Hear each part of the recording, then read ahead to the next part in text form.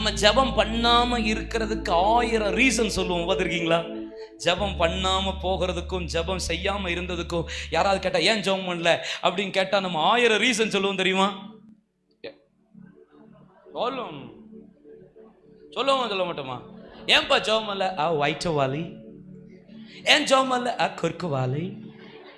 ஏன் ஜெபம் பண்ணல? மூட்டு வாலி. ஏன் ஜெபம் பண்ணல? டாலு வாலி. என்ன வாலி? டாலு வாலி, குறுக்கு வாலி.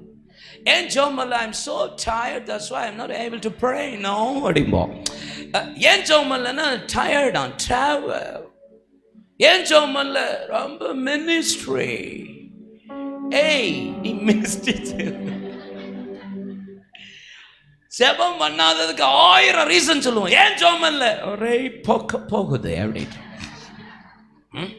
சரி, ரைட்டு. இப்போ நான் இந்த காரியத்துக்கு வரேன். தலைவலி, குறுக்கு வலி, வாட் எவர் அதெல்லாம் இருந்தாலும் மாத்திரையை போட்டுட்டு பிள்ளைய ஸ்கூலில் கொண்டு விடுவோம்,